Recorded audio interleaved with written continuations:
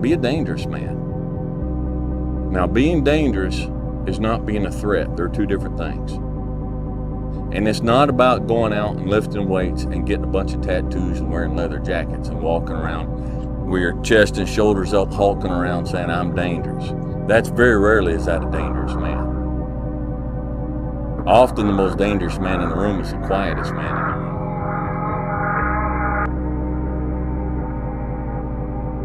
These sort of cornerstones of, I think, classic masculinity are super, super important. But equally important is being kind, is being empathetic, is to stand up for somebody who has less rights than you, somebody who's being picked on, somebody who's being put into the corner, somebody who's just sad.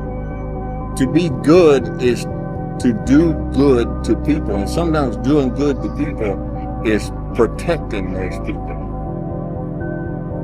It's protecting those people, protecting those around us. With complete disregard for his own safety, Lance Corporal Carpenter moved towards the grenade in an attempt to shield his fellow Marine from the deadly blast. When the grenade detonated, his body absorbed the brunt of the blast, severely wounding him, but saving the life of his fellow Marine. They found Kyle lying face down directly over the blaster.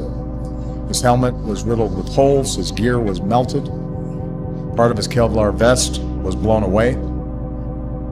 One of the doctors who treated him later said Kyle was literally wounded from the top of his head to his feet. It's okay to be a man. It's not okay. It's necessary. What the hell are we going to do without men? You look around the city here, you see all these buildings go up. These men, they're doing impossible things. They're under the streets, working on the sewers. They're up on the power lines in the storms and the rain. They're keeping this impossible infrastructure functioning. This thing that works in a miraculous manner. They work themselves to death, and often literally. If you don't own something, you're not the boss. You have to take full responsibility for everything that you do. Why be subservient? You must be the master of your own kingdom. I grew up in a culture that told me going to war made you a man. Going to prison, coming back makes you a man.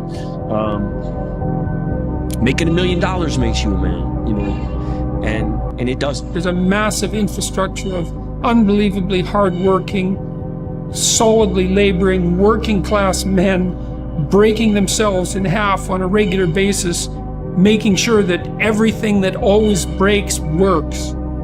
You're a man. You are a man. Stand up and be a man.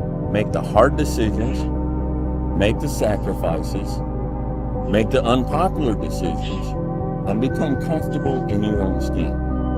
And if you are not a person that you are comfortable being alone with, that is the one person in this universe that you have full power, full right, full responsibility to change. When do you become a man? When you get a driver's license? Like, what do we do? You're 16, we give you a driver's license. Okay, well, like, you get a job? Like, when do you become a man? You become a man when you become responsible for other people. As a man, we're expected to be a provider, be a protector in a relationship, but it's time that we start expecting more of us. Now move slow and easy, all right? But you say one